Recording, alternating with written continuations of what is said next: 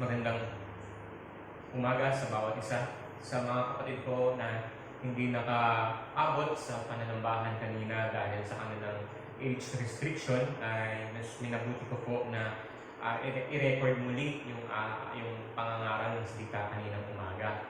Ito ay ginagawa ko hindi para tayo ay sumunod sa uso na kung may mga churches na nag-online streaming ay pwede na rin tayo. So dahil tayo po ay binigyan na ng pagkakataon ng Diyos sa pamamagitan ng maluwag na quarantine sa ating lugar, ay meron na po tayong pagkakataon na magtipon ng sama-sama. Pero dahil meron pong mga kadahilanan, kaya mas minabuti muna ng LGU or Local Government Unit ng ZAMIS na hindi mo na palabasin muli yung mga kabataan.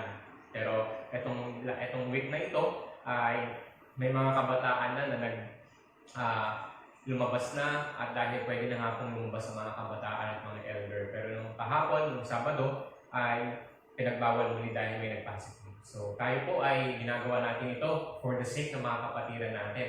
But of course, kapag pwede na lumabas ang mga kabataan at mga elderly, ay hindi ko na muli gagawin ng mga bagay na ito. Dahil naniniwala ko na napakahalaga ng at napaka-meaningful ng sama-sama talagang pagsamba sa ating Panginoon tuwing linggo. So, mararapat lamang na sa mga kapatid ko na nanonood dito ay isang pagkakataon sa atin na mapakinggan ang salita ng Diyos na magbibigay sa atin ng kalakasan at pagkain. Sige, mag-hiyanong muna tayo. Mag-pray muna tayo bago tayo magpatuloy. Let's pray. Panginoong Diyos, sa umaga po na ito, hinihiling ko po na Ikaw ang patuloy na magbigay ng talino at gabay kong unawa sa amin. Ama, salita mo ang pag-uusapan at pag-aaralan. At mas nararapat lamang, Panginoon, na kumonsulta po kami sa inyo, humingi ng tulong at gabay sa banal na Espiritu, at upang sa ganoon ay makita po namin ang kayamanan nito at maitago at ma-treasure namin sa aming mga puso at buhay. Hinihiling po namin na gabayan niyo naman po kami, dahil talagang hindi po namin maiintindihan kung wala po ang pagkilos at banal na Espiritu sa hapon po na ito. Kami po ay humihiling ng paggagabay po ng bawat isang Panginoon. Salamat po, Ama, sa pangalan ni Jesus. Amen. Last week, namatay si George Floyd at maraming nagulat at maraming naapektuhan, at isang bahagi sa kasaysayan ng Atlanta, USA. Ito yung the most chaotic protest na nangyari sa lugar ng sa Estados Unidos sa pagkamatay ni George Floyd. At maraming mga demonstrator ang nag-alma or talagang naghihiganti dahil nga nakita sa video kung paano namatay si George Floyd, na napagbintangan na nagbayad ng counterfeit na $20 at hinuli siya ng mga police officer at pinosas, ginapa, at yung tuhod ng officer ay inilagay sa kanyang bato. The point na nahihirapan siyang makahinga at nakita rin sa video hanggang mamatay siya. At nagdulot ito ng galit at hinanakit sa mga tao na kilala niya at kamag-anak at yung mga kababayan niya. Hindi natin alam kung ano yung tunay na nangyari, pero makikita natin yung reaksyon ng mga tao. Dalawang cluster ng tao yung concern doon. Una, yung mga tao na naghahanap ng paraan para makapagnakaw. At yung iba naman, yung mga tao na talaga naghahangad at nagpapakita ng kanilang galit. At isa doon ang kanyang mga kamag-anak. So sinabi nila na nung nalaman na ng family ni George Floyd na yung officer ay third-degree murder charge lamang yung ipinataw at kailangan niyang mag-bail ng $500,000, nagalit ang mga kamag-anak ni George Floyd. Sinabi nila, eto, as quoted, "We expected a first-degree murder charge. We want a first-degree murder charge. And we want to see the other officers arrested." So ito yung sitwasyon ng nakaraang linggo na magbibigay sa atin ng katanungan sa lahat ng nangyayari masama o kapaitan sa buhay, lalo na kapag ikaw ay nawalan ng mahal sa buhay at may mga taong naging dahilan kung bakit sila namatay. Ang tanong at yung lesson natin ngayong umaga ay ito: are we merciful? At mas maganda na sa ating pagpapatuloy sa ating series sa Book of Matthew chapter 5, the Beatitudes, sa biyaya ng Diyos ay nasa verse 7 na tayo. At babasahin ko yung chapter 5, verse 7 ng Book of Matthew. Verse 7, Blessed are the merciful, for they shall obtain mercy. So yung tanong ko kanina, are we merciful? Tandaan natin na ang mga kausap ng Panginoong Hesus dito at ang kanyang mga tinuturuan ay kanyang mga alagad.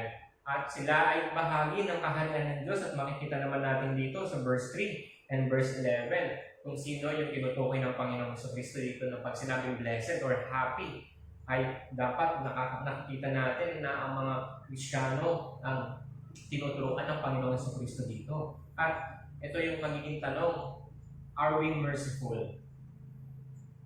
Maaari ito yung pinakamahirap na tanong or pinakamahirap na saguting tanong sa buhay ng isang Kristiyano. Are we merciful? We must remember that our action is an outcome of our identity. Kung ano ang ating aksyon ay outcome ng ating pagkatao or identity. At yung overall na idea sa verse 7 na ito, that the man truly realizes his position in relationship with God is the man who must of necessity be merciful with respect to others.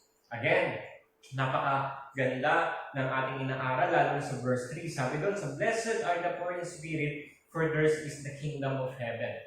So mapalad at masaya at happy is the man na talagang na-realize niya na sa kanyang buhay, kapag siya ay tumingin sa kanyang sarili, ay makikita niya ang sobra niyang pagiging makasalanan.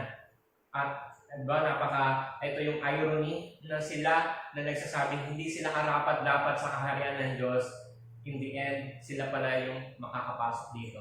Dahil naunawaan nila sa pag sinabing hindi karapat-dapat, ay sila yung mga tao na talagang kinikilala nila na sa kanilang mga sarili ay wala silang, kumbaga, yung word na wala tayong kwenta, isa tayong makasalanang nilalang every time na tayo ay haharap sa banal na presensya ng Diyos. Na magdudulot ng verse 4, Blessed are they that mourn, for they shall be comforted.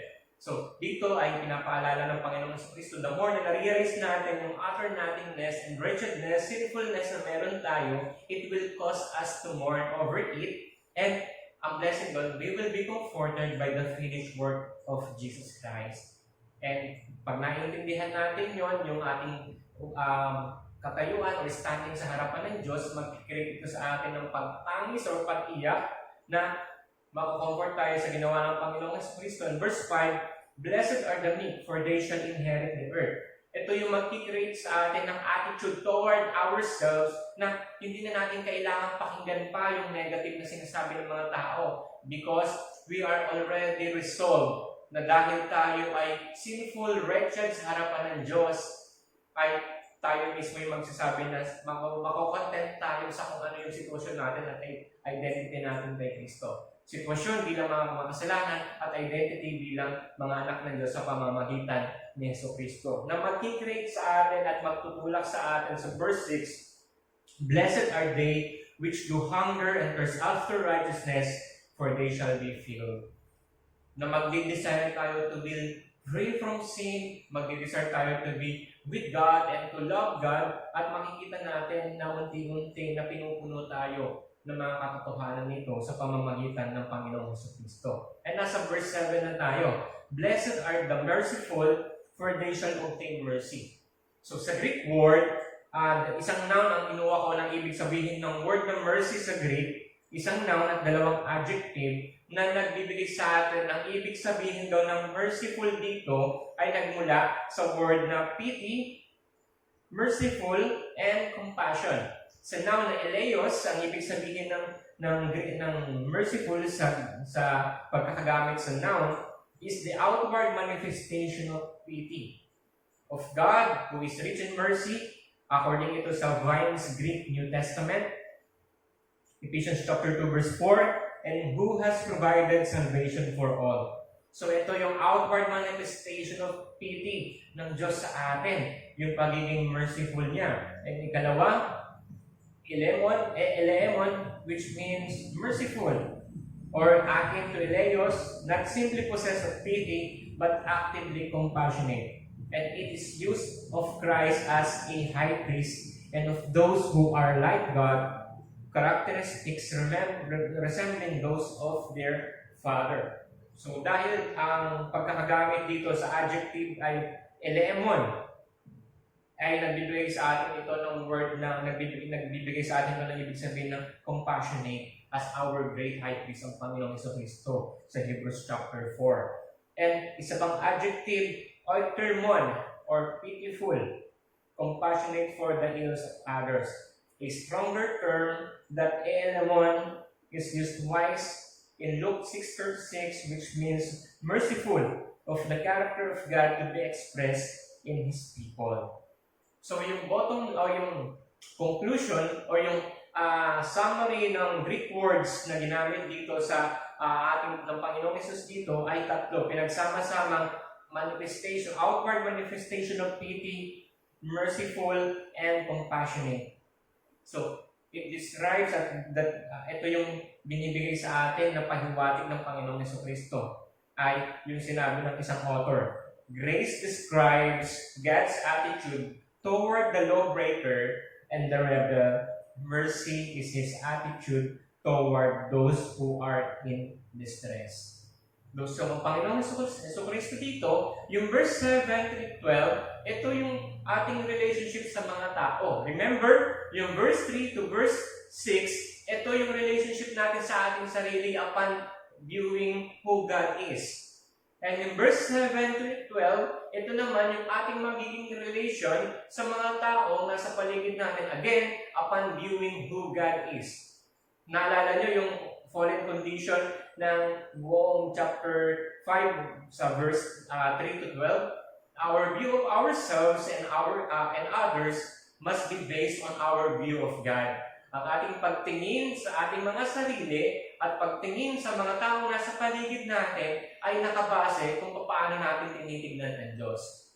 At napakaliwanag na the happiest part of being a Christian is to know and to worship God, to follow our Savior, and to help, to ask for the help of the Holy Spirit. At doon tayo ng pinakamasaya. Dahil tandaan natin yung Trinity, siya yung siya yung nagbigay ng ating kaligtasan. Yung isang Diyos na may tatlong persona. At makakaasa tayo na talagang ito yung mag-create sa atin ng tunay na kagalakan at matatagpuan natin sa pamamagitan ng mga katuruan ng Panginoong Jesucristo. So, sa pagpapatuloy natin, tandaan muna natin na ito, blessed are the merciful. Pag sinabing merciful, again, yung sa tatlong Greek word, it does not mean we smiles at transgression or tinatawanan lang natin yung mga pagkakasala. Dahil sinasabi naman natin na dahil hindi naman tayo na-apektuhan, okay lang yun. At tingin sa atin ng mga iba, masyado siyang merciful, maawain siya sa mga taong nagkakasala. Yung parang inisip natin na okay lang yun kasi hindi naman tayo naaapakan o naaapektuhan ng kasalanan ng iba. Again, being merciful does not mean we say always. Tao lang sila. Di ba? Nakikita, naririnig natin yun. Nasabihin, tao lang ako, nagkakasala. Tao lang kasi ako. Tao lang, tao lang. Ay, yun yung laging dinadahilan na lagi natin sinasabi na tao lang sila, nagkakasala din sila. Sa tingin ng mundo, sasabihin ka, ay, merciful tong tao na ito kasi nauunawaan niya na tao lang din tong mga to na nagkakasala din. And next, and lastly, being merciful does not mean we forgive because of guilt or karma. Again, sa katuruan ng iba, kapag ikaw ay nagpatawad, good karma ang babalik sa'yo. Pero kapag ikaw ay hindi nagpatawad, ito ay bad karma. So yung iba, sila ay nagiging merciful at nagpapatawad sila dahil natatakot sila sa guilt. Sinasabi nila, kapag ikaw ay nagpatawad, mawawalan ka ng problema. Pag nagpatawad ka, ay mag-create isa sa iyo ng panibagong mundo. Or pag ikaw ay nagpatawad, part yun ng pagiging merciful mo dahil para hindi ka makaranas ng karma. So ito yung hindi ibig sabihin ng merciful. Pero yung pinagsama-samang tatlong isang noun at dalawang adjective na meaning ng word na merciful ay ito. Being merciful means an inward sympathy and outward act. Best illustrated ito sa The Good Samaritan sa Luke chapter 10, verse 30 to 37. So sige, puntahan natin yon. Luke chapter 10, verse 30 to 37. And Jesus answering, so ito yung context ay makikita sa verse 25. And behold, a certain lawyer stood up and tempted him, saying, Master, what shall I do to inherit eternal life? He said unto him, What is written in the law? How readest thou? And he answering said, Thou shalt love the Lord thy God with all thy heart, with all thy soul, with all thy strength, with all thy mind, and thy neighbor as thyself. And he said unto him, Thou hast answered right, this do, and thou shalt live. But he, willingly to justify himself, said unto Jesus, And who is my neighbor? So, ang sagot ng Panginoong Jesucristo, a certain man went down from Jerusalem to Jericho and fell among thieves, which stripped him of his raiment and wounded him, and departed, leaving him half dead. And by chance, there came down a certain priest that way, and when he saw him, he passed by on the other side. And likewise, a Levite, when he was at the place, came and looked on him, and passed by on the other side. But a certain Samaritan, as he journeyed, came where he was, and when he saw him, he had compassion on him, and went to him, and bound up his wounds, pouring in oil and wine, and set him on his own beast, and brought him to an inn, and took care of him. And on the morrow, when he departed, he took out 2 pence, and gave them to the host, and said unto him, Take care of him, and whatsoever thou spendest more, when I come again, I will repay thee. Which now of these 3 thinkest thou was neighbor unto him that fell among the thieves? And he said, He that should mercy on him. Then said Jesus unto him, Go and do likewise. So again, ang Panginoong Jesucristo ay binibigyan tayo ng isang description na panibago, ating description in relation sa bawat tao. That being merciful means it is an inward sympathy and outward act. Hindi lang ito yung nararamdaman mo na gusto mong tumulong or naaawa ka sa sitwasyon ng mga tao. Pero pag sinabing ikaw ay naawa, ito ay, ang kahulugan nito, ikaw ay naaawa sa iyong kalooban at gagawa ka ng paraan para matulungan yung mga kinakaawaan mo. So doon sa parable ng The Good Samaritan, ang Samaritan ay nagbigay ng lesson sa atin that he has a great desire to relieve the misery of others. Meron siyang desire na i-relieve yung misery ng tao na ninakawan at talagang nangangailangan ng tulong. At mapapansin nyo, ang word na ginamit ng Panginoong Jesucristo doon sa dalawang uri ng tao na nakita yung ninakawan pero wala silang ginawa ay priest and Levite. Again, pag sinabi ni priest and Levite, dapat sila yung mga reliyosong tao. Kung sila ay religious person, dapat sila mismo yung unang gagawa ng paraan para tulungan yon. Pero hindi. Ang pagiging merciful ay nanggagaling ito sa katotohanan ng ating pagkatao. It is an inward sympathy and outward act. Ito ay pinanggagalingan nito yung ating identity sa pamamagitan ni Jesucristo. Being merciful ay ito yung intentional display of our state in Christ. Ito yung intensyon. Ang ating intensyon, bakit tayo maging merciful? Dahil ito yung estado natin sa pamamagitan ng Panginoong Jesucristo. Again, being merciful means an inward sympathy and outward act. Hindi lang ito yung sa isip na naawa ka.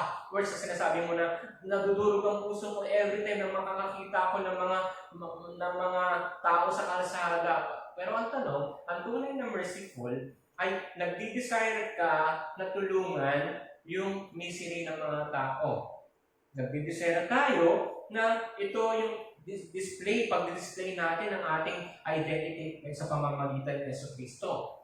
Hindi ko alam kung ano yung istorya sa buong motibo or yung nangyari kay Cherry Pie Picache noong 2004 ng kanyang nanay na si Ma'am Sinaida ay pinagsasaksak ng kanilang houseboy.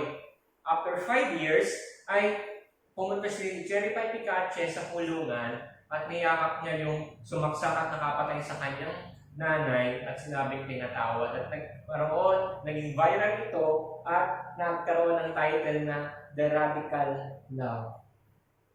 So, hindi ko alam kung ano yung motibo niya. Sinesearch ko din kung siya ba ay ano yung religious affiliation niya. Wala akong makita. But anyways, yung illustration na yun ay pagpapakita na alam mo sa sarili mo kung sino yung mga tao na ito. Again, natin yun, matututunan natin yun. Pero, mas magbigay muna tayo ng focus doon sa second phrase. Blessed are the merciful, for they shall obtain mercy. Again, pwede nating malaman kung legit yung motive ni Cherry Pie Picache yung ginawa niyang pagpapatawad sa sumaksak sa kanyang nanay sa pamamagitan ng dalawang passage. Una, the Lord's Prayer sa Matthew chapter 6, verse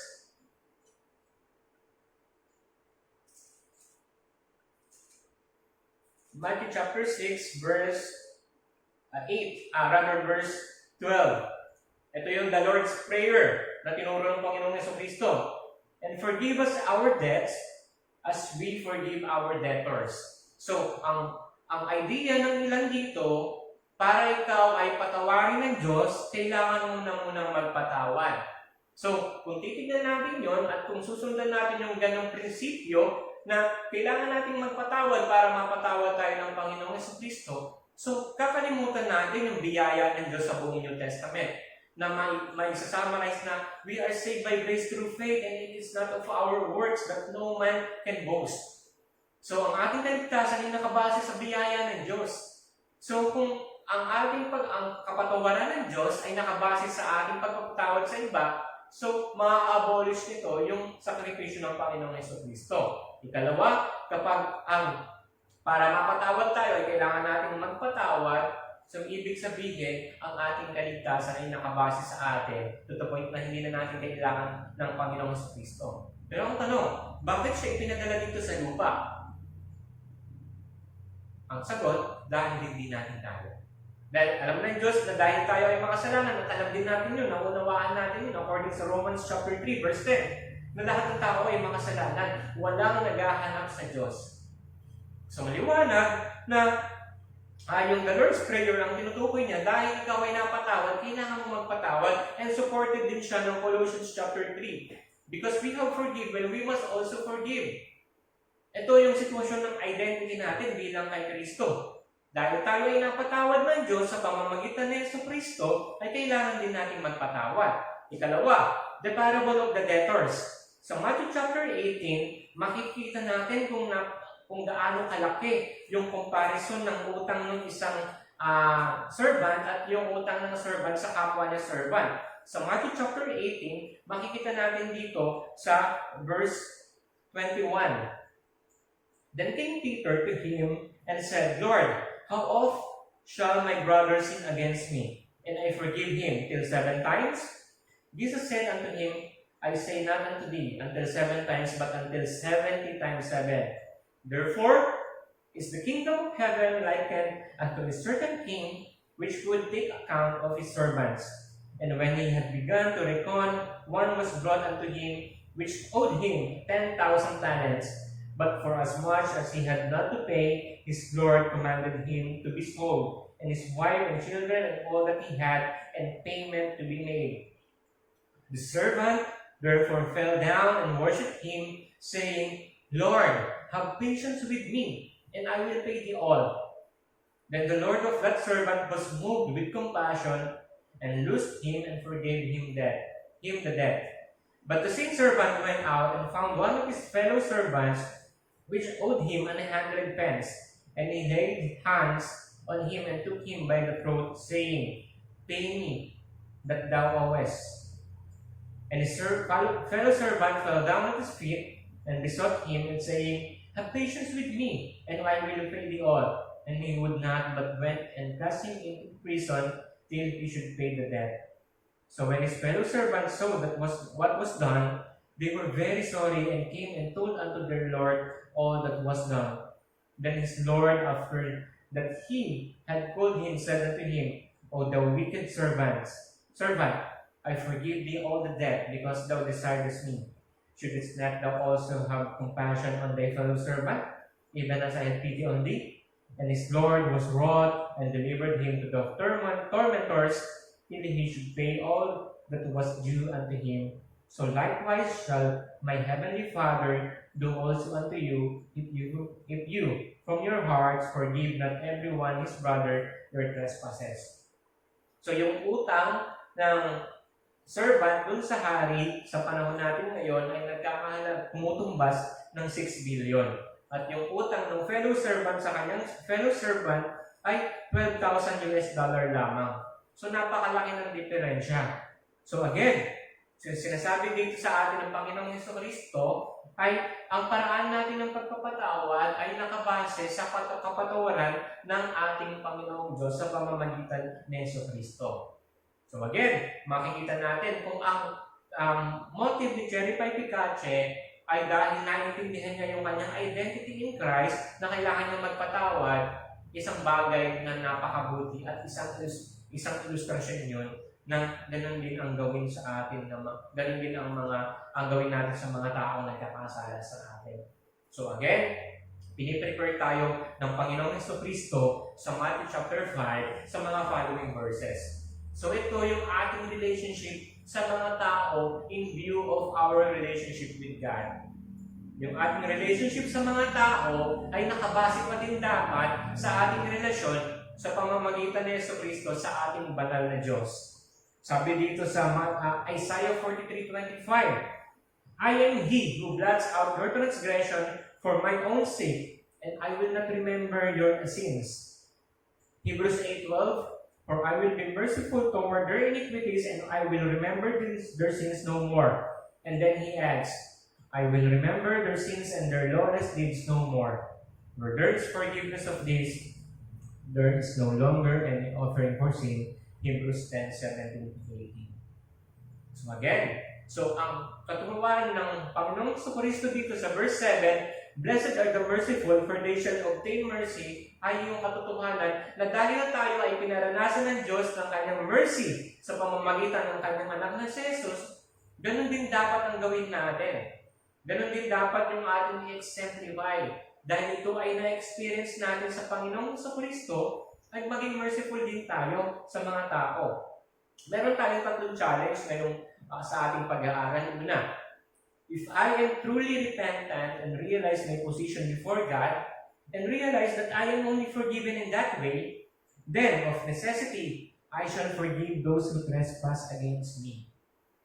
Alam nyo na ang tunay na pagiging merciful ay yung willing kang magpatawad ng kahit sila'y nakasakit sa iyo. Again, iba pa yung lesson ng the providence of God and our forgiveness. Iba pa yung lesson ng our forgiveness and the forgiveness of Christ. Iba pa yung lesson ng ating pag-realize ng pagpapatawad ng Diyos. Pero napaka-simple ng hamon sa atin ngayong umaga.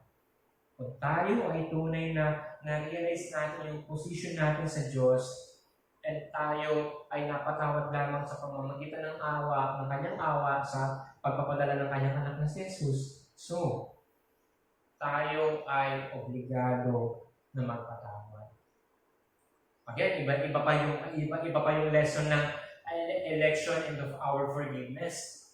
So, pero makikita natin yung beauty ng doctrine of election in application sa pagpapatawad. So, anong dahilan para hindi tayo magpatawad? Naniniwala tayo ng mga kapatiran ko dito sa Usamis na tayo ay isa sa mga maraming tao na pinili ng Diyos sa kaligtasan. Kahit na tayo ay makasalanan, Christ, when we were yet sinners, Christ died for us. So napakagandang verse nun na before the foundation of the world, we are elected. Tayo ay pinili na bago pa lang likhain ng mundo. Pinaranasan tayo ng Diyos ng kanyang awa sa pamamagitan ni Jesucristo. So, yun yung posisyon natin before. Tayo ay mga sinners. Na-realize natin yung ating relationship sa Diyos dahil tayo ay nagkakasala sa pamamagitan ni Yesu Cristo, nagkaroon ng reconciliation. Na ang Diyos na yung nagawa natin ng kasalanan, ang Diyos na yung nagawa natin ng tayo pa yung nagbatas, hindi natin hinahanap siya, pero siya pa yung gumawa ng paraan para ipadala ang kanyang anak. At sa tulong at gabay ng Banal na Espiritu, ang Banal na Espiritu ay nag-create sa atin ng isang puso na ma-regenerate upang paniwalaan natin ang sakripisyo ni Jesus at magbigay ng papuri sa ating Diyos na tumawag sa atin. So napakaganda na kahit na tayo yung nasaktan at tunay na merciful, at makikita mo yung kagalakan sa buhay ng isang Kristiyano na merciful at mapagpatawad, ay siya na yung nagawa ng kasalanan, siya na yung nasaktan, siya pa yung gagawa ng paraan para magkaroon ng reconciliation. Mali, sobrang mali at sobrang nakakalungkot na sinasabi ng ilan na para magpatawad ka at para hindi mo papatawarin ang isang taong hindi humingi ng tawad. Pero yung beauty ng election ay may apply natin doon. Na kahit ang Diyos na yung nagawa natin ng kasalanan, siya pa yung gumawa ng paraan para tayo ay mapatawad. And we must do likewise. Ang tunay na merciful ay sila na willing na magpatawad sa mga tao na kasakit sa kanila. Ikalawang challenge, if I have sinned and experienced Christ's forgiveness, my attitude towards everybody else must be completely changed. So yung mga nakasakit sa atin, yung mga tao na nambubuli sa atin, yung mga tao na minamaliit tayo, yung mga tao na sinasabing wala tayong kwenta, wala tayong magagawang matino, itigil na natin yung ginagawa na natin. Again, if we truly realize and experience yung forgiveness ni Christ sa atin, knowing that Christ, seeing our standing as slaves of sin and hell, He do see our state as governed by Satan. He has a feeling of sorrow for all who are helpless because of sin. At napakaganda na ayon ay pinakita sa atin ng Panginoong Kristo. Alam niya yung kondisyon ng isang tao na kasalanan. Tandaan natin, kung babalikan natin ang ating mga buhay, verse 3, we are wretched, we are sinful, we have nothing in ourselves compared to the greatness and holiness of God. But in spite of that, God has accepted us in the beloved.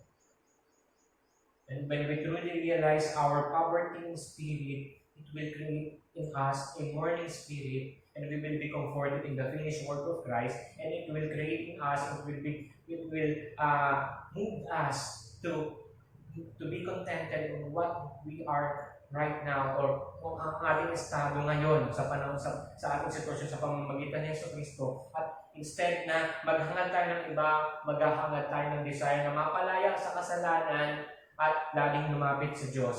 Ito yung condition natin na bago tayo makakilala sa Panginoon. And when we experience and sin Christ's forgiveness, mas ma-realize natin yung mga tao na bubuli sa atin, yung mga tao na lagi na lang parang wala na lang tayong ginawang mabuti sa paningin nila, o kaya sila ay nag-expect sa atin na perfectuhin natin yung mga ginagawa natin at minsan magkakamali tayo, pero maunawaan natin sila dahil katulad din natin sila before nung di pa natin nakikilala ang Panginoon sa Kristo. But seeing their standing or seeing their situation, being slaves of sin and Satan, who are helpless because of sin and being governed by Satan, our attitude towards everybody must be completely changed. At ito yung mag-create sa atin pagiging merciful, na tayo ay gagawa ng paraan to relieve their misery and to display our state in Christ sa kabila na sila na mismo yung gumawa ng kasakitan sa atin. And last challenge ay ito. If I am not merciful, there's only one explanation. I have never understood the grace and the mercy of God. I am outside of Christ, I am yet in my sins, and I am unforgiven. So, if We are professing our Christianity as good as what people is telling us. Pero if I am not merciful, there's only one explanation. I have never understood the grace and the mercy of God. I am outside of Christ. I am yet in my sins, and I am unforgiven. So again, if you have no relationship with Christ Jesus, and you experience na nakikindihan natin na siya ay merciful sa atin, dapat magpatawad, dapat maging maawain tayo sa mga tao, knowing upon their current situation na katulad din natin noon.